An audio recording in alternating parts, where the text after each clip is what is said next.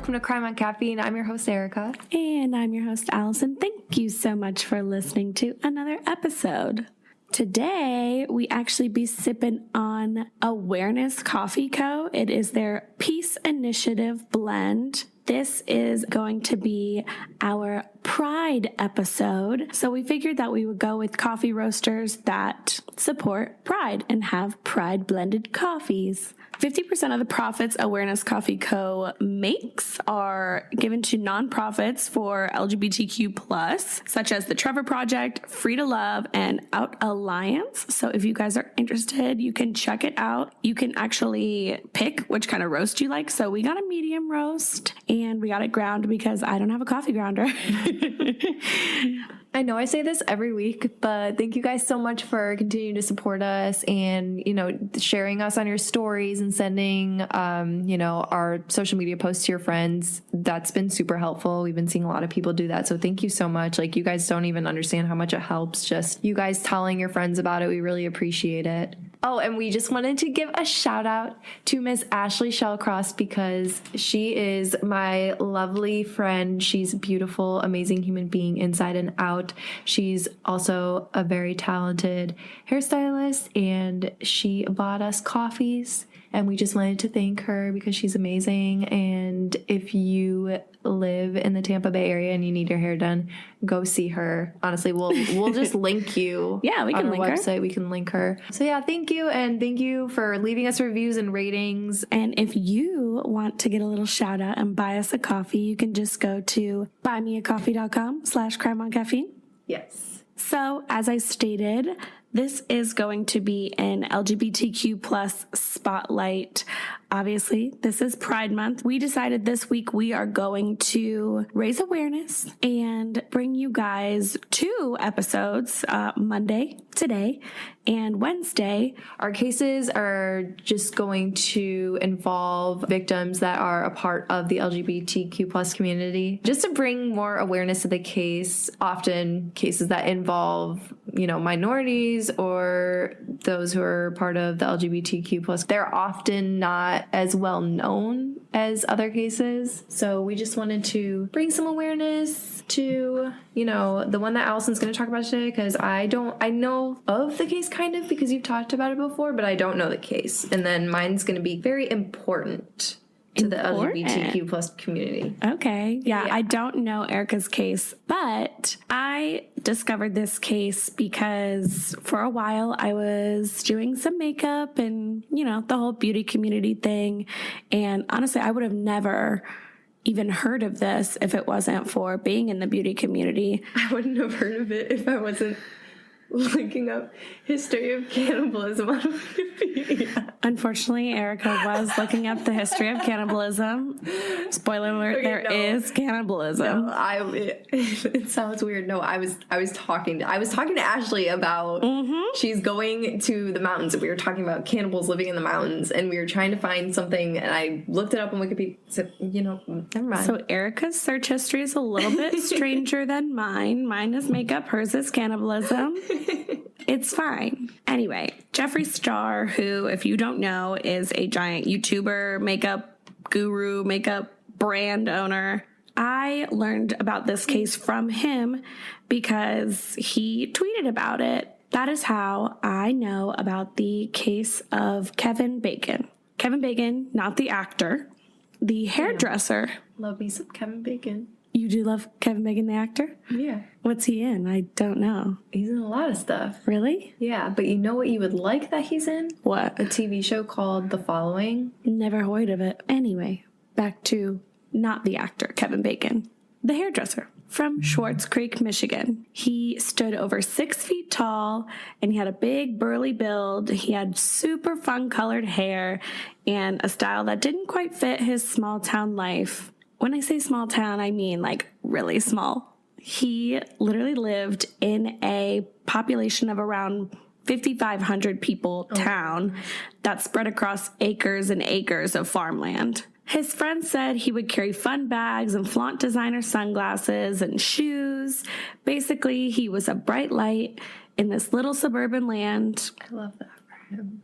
I know. He sounds like somebody I totally want to hang out with. Wait, and where is this again? What Michigan. Oh, okay. When Kevin was younger, he attended the local high school in Swartz Creek. He participated in band, and he was actually very smart. He finished top 10 in his class in 2013. But as I said before, his passion was hair, and he wanted to be in that field.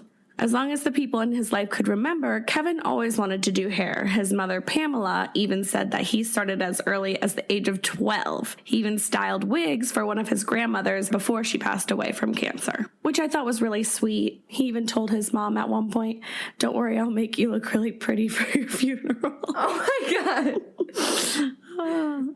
Angel. He was known for surrounding himself with a really great group of friends and even lived with his best friend since 4th grade, Michelle Myers. Michelle would let Kevin work on her hair as a test dummy for years until Kevin decided to drop out of Baker College, which was the local college there. A little tidbit here, he actually got into his dream college, which was Eastern Michigan University, but so sad he ended up not being able to go because he couldn't afford the $200 housing deposit. I mean, it's really sad. He was really smart. Anyway, he dropped out of college to pursue his career in cosmetology. The hair scene wasn't paying as much as he thought it would in the beginning, so he actually went back to college. This time he went to the University of Michigan, Flint. He did some hair on the side since he did love it so much, and even took a job at the university's Center for Gender and Sexuality, which I thought was very fun and fresh. Kevin wanted out of a small town.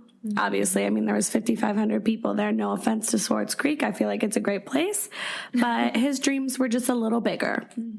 He had dreams of moving to Chicago, actually, after visiting his friend Kimberly there a few times and exploring the city's gay district, which was cleverly named Boys Town. You know? Yeah. Have you gone to Boys? Place. Have you gone? No. Oh, well, can you go and tell me how it is? I want to go. Sure. I'm sure Nate would love it. I think he would. I know. In 2019, Kevin was actually at his lowest. He had always struggled with body image issues and depression. He had a few stints in psychiatric facilities to seek help.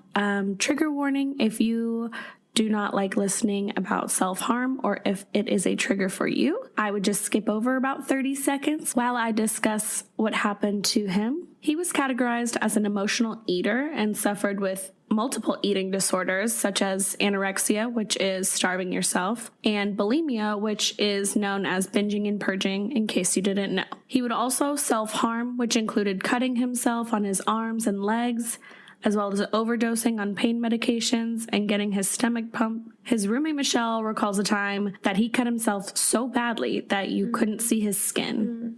Yeah, when I read that, it hurt me really bad. Throughout all of his depression, he would seek the attention of men through dating apps.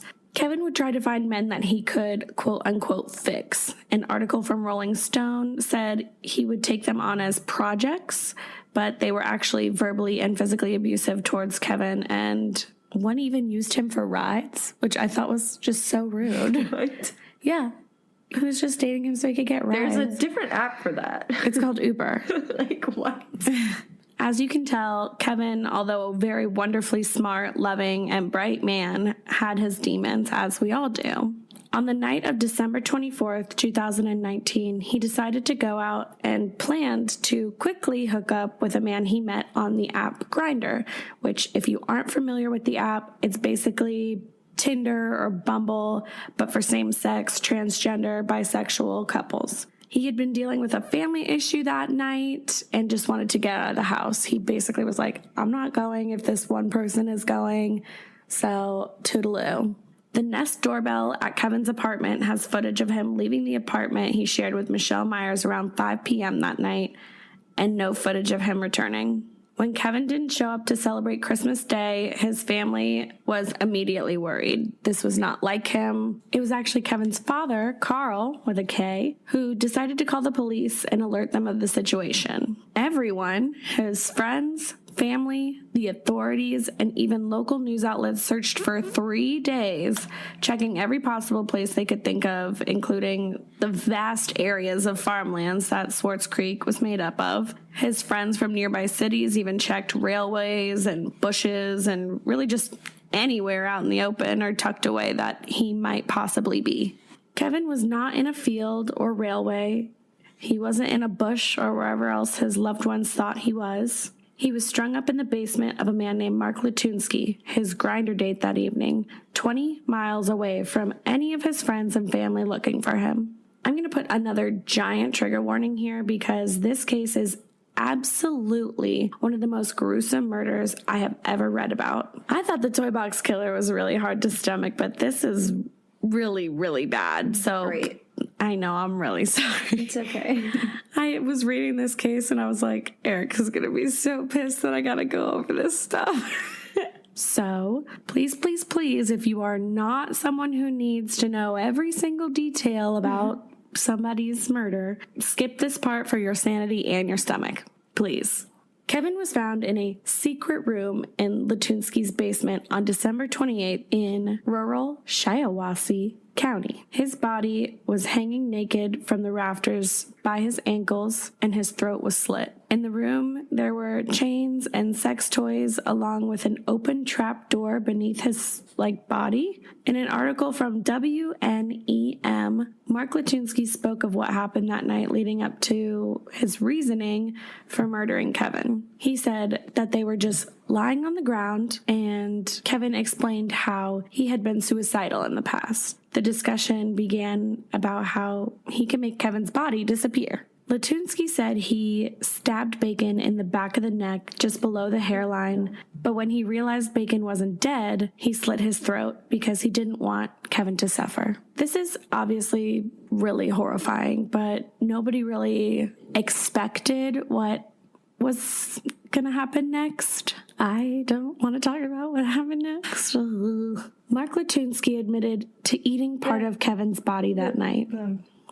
He claimed that it was a new moon, and he typically liked to eat Rocky Mountain oysters when there was a new moon, but he decided on this night to eat the testicles of Kevin instead. Was it that there were no oysters, so that was your second, why is that his explanation? That did not help clear anything up. No, he said that there were oysters in his freezer, and he decided to skip out on the oysters and have... Why? I have nothing for you. I'm so sorry. He even took a photo of the occurrence, which was later brought up as evidence. They confirmed that this did actually happen by finding Kevin's DNA in the skillet that Mark used.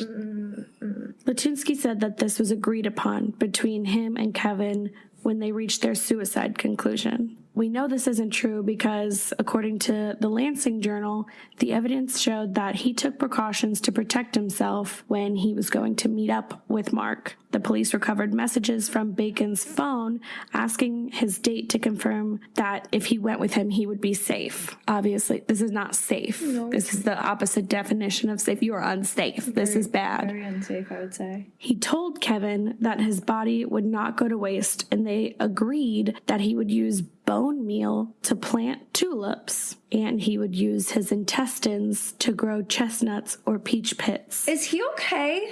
No. What? I have a lot to say, but I'd have to be bleeped so much. Bad.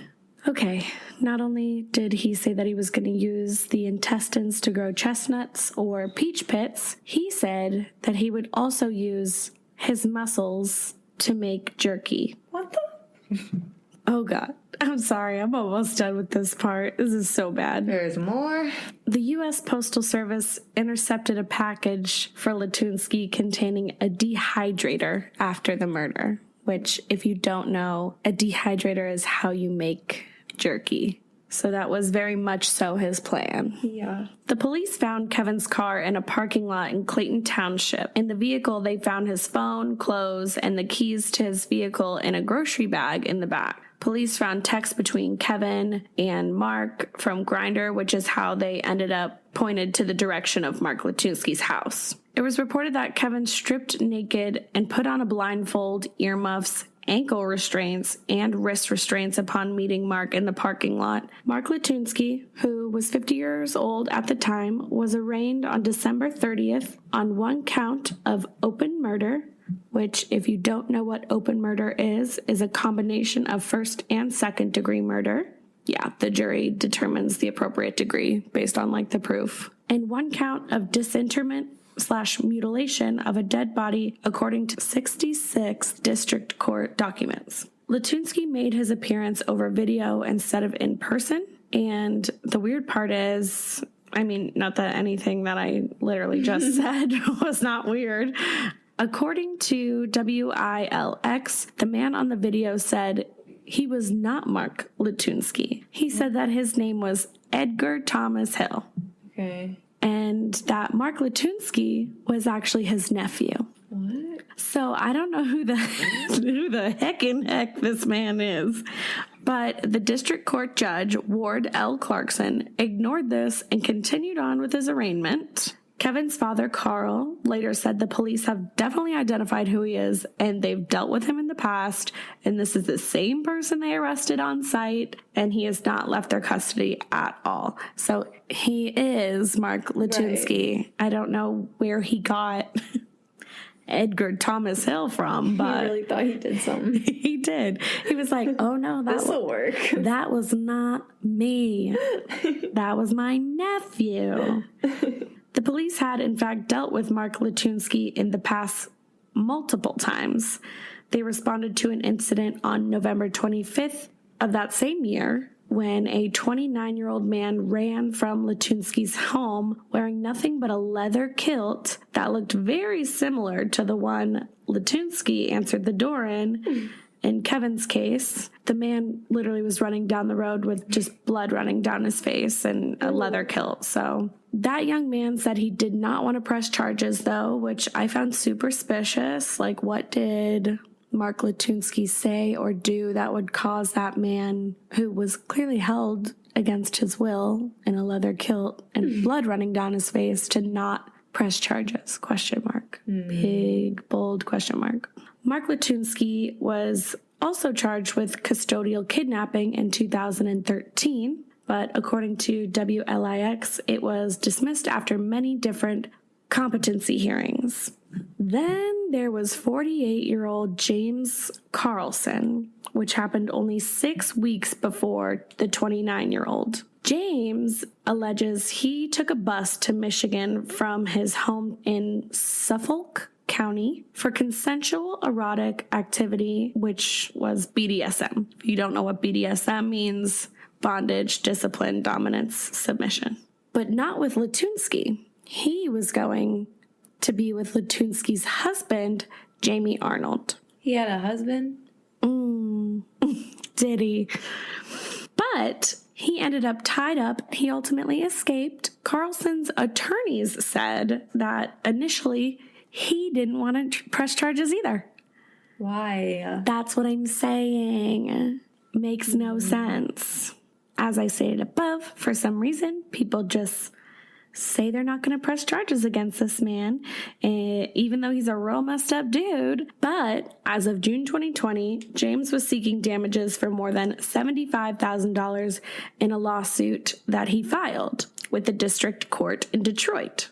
Carlson met Arnold online in October, but when Carlson arrived at the bus station, Latunsky was the one who picked him up instead of his husband. Carlson fell asleep in the car, and when they got to Bennington Township, which is where Mark Latunsky lived, Latunsky told Carlson that his spouse had moved out. Wouldn't you tell him that when you picked him up at the bus stop? No? Eyes emoji. Literally, eyes emoji.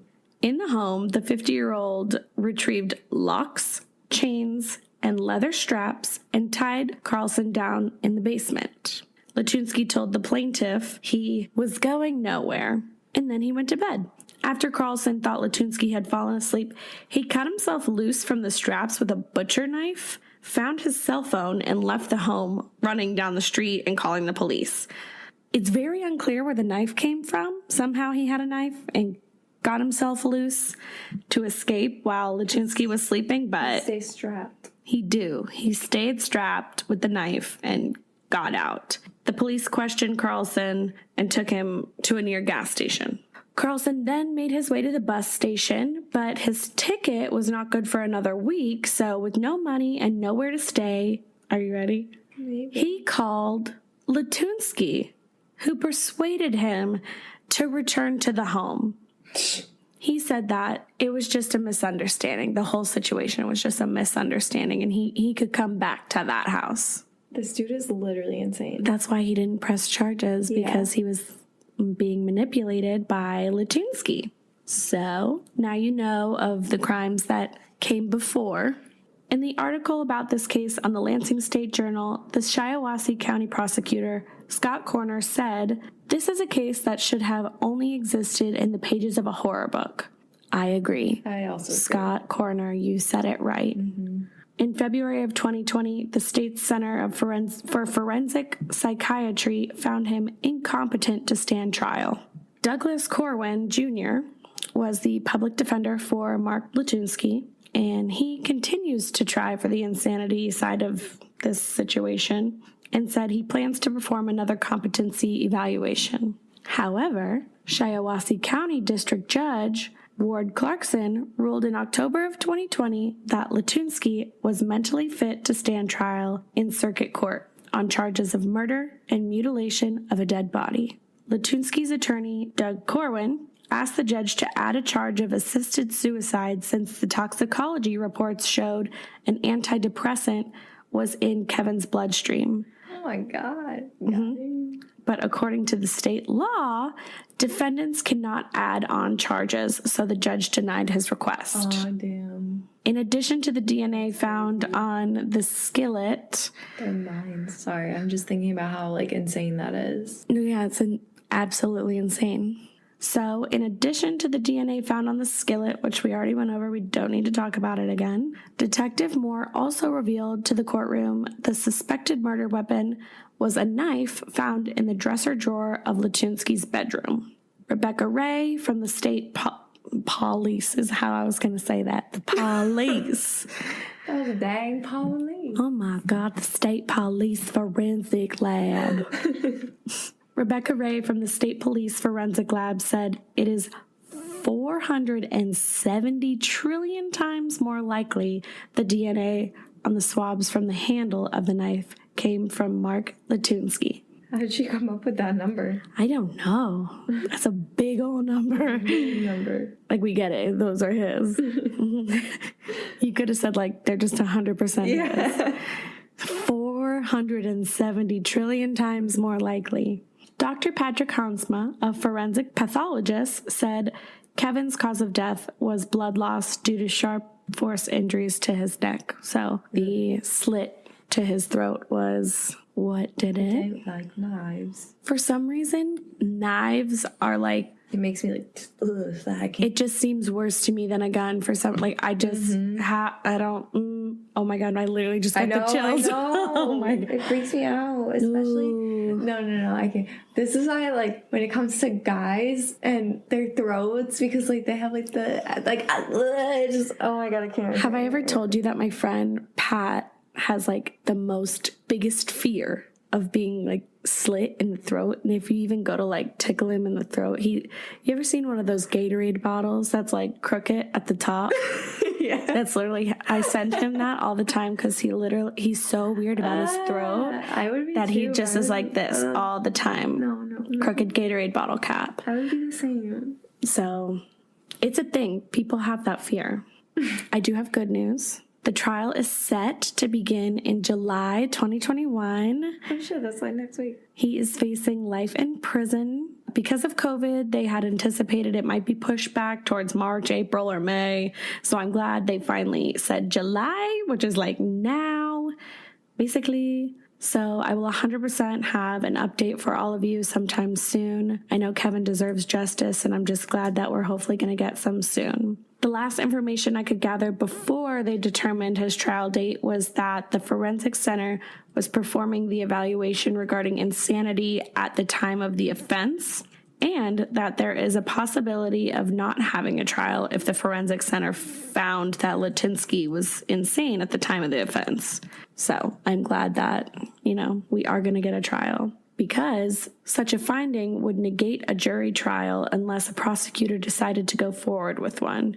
Corwin, who is Litinsky's public defender, said that the defense would enter a plea of not guilty by reason of insanity, and Litinsky would be hospitalized. Kevin's father, Carl, wants nothing less than life without possibility of parole for Mark Litinsky, which I believe is fair.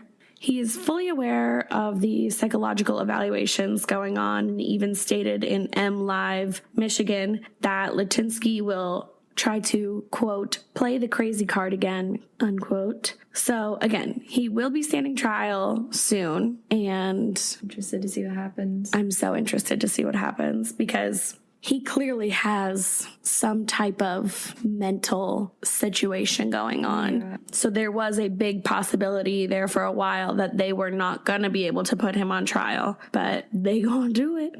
He is facing life in prison. So you know how you asked me, oh my God, he has a husband? Mm-hmm. We're going to talk about him for a second.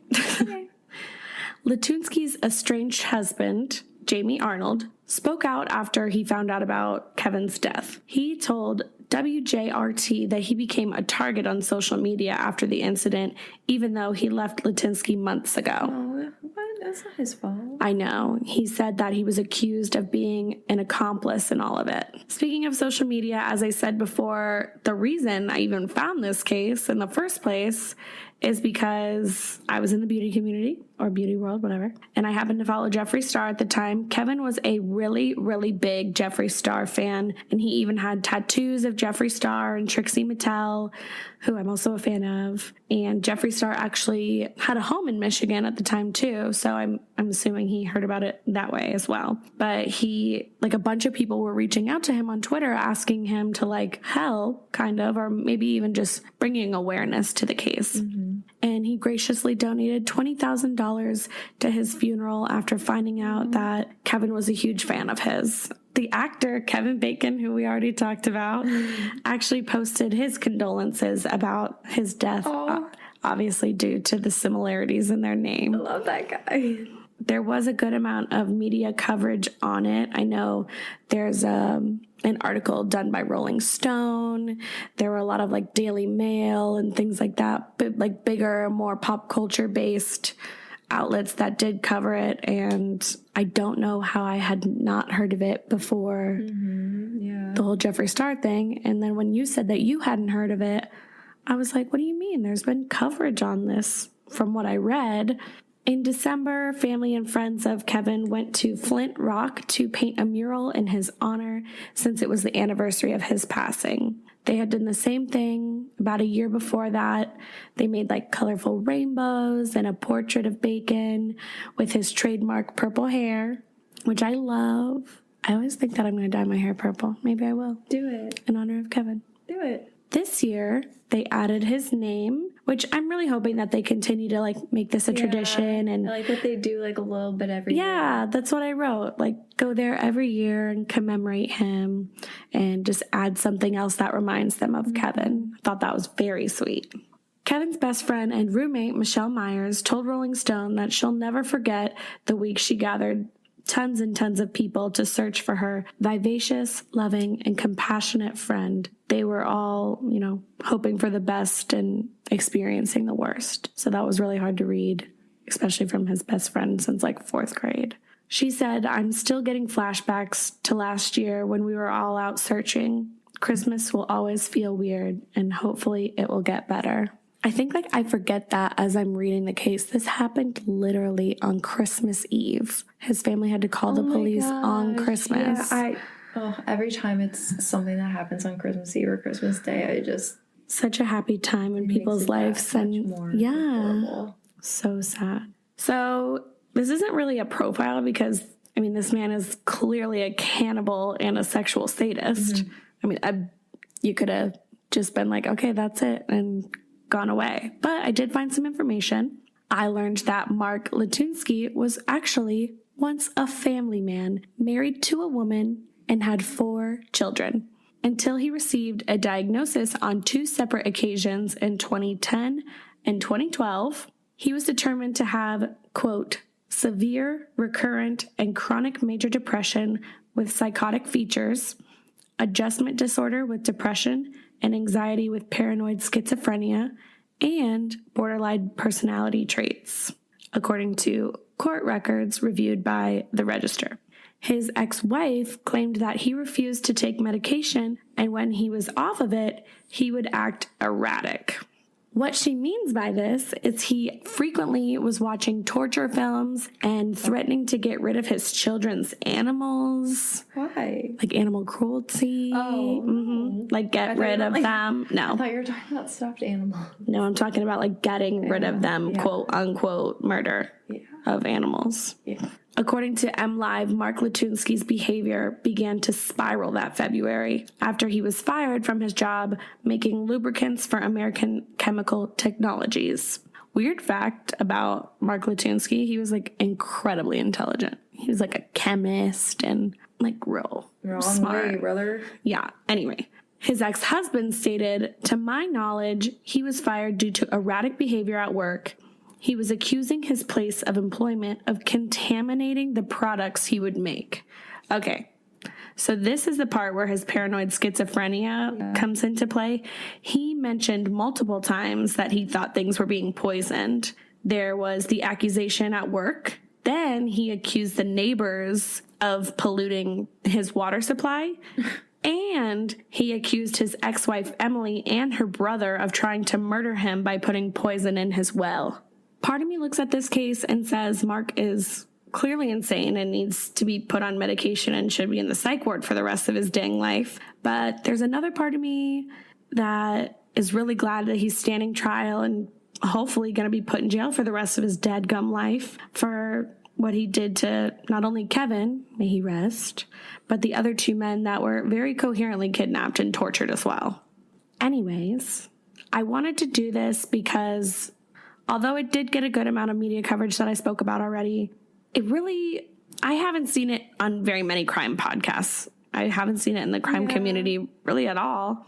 And there's so much more information about, who Kevin was as a person and how he dealt with his demons and how he kind of lived his life. And it really makes you sad for all that he went through trying to find himself in a small town as an LGBTQ plus person. That is why we are bringing awareness. Honestly, his death will never fully feel real to his family. That's what they've been saying. And I agree. It's just like an unfathomable situation. I cannot even begin to process what they have went through. So this brings me to a PSA. Please, please, please look out for your friends. Dating apps and meeting people online is so common these days, but you really never know who's on the other side of that screen. His friend Michelle has taken action with Grindr and Tinder to make sure they're continuing to look into making their apps more safe, which makes me really happy because she's taking a situation that, has changed her life, and that's probably very terrible for her to relive, and, hoping that other people don't have to go through that. If you're going on a date with someone you've never met off a dating app, have your friends go to the same place. Do not have them come over. Do not go to their house. Share your location. Yeah, oh my gosh, please share your location. Well, thank you so much for listening to our LGBTQ plus spotlight to round out Pride Month. To everyone who is part of the LGBTQ plus community, we want you to know that we support you, we celebrate you, we love you, and we're always here for you at Crime on Caffeine. Thank you guys for listening. Keep an eye out for my episode coming out on Wednesday. And don't forget to follow us on social media. Subscribe, follow, leave a review, leave a rating at Crime on Caffeine, crimeoncaffeine.com. All right, well, we will be back on Wednesday with Erica's episode. Thank you so much for listening.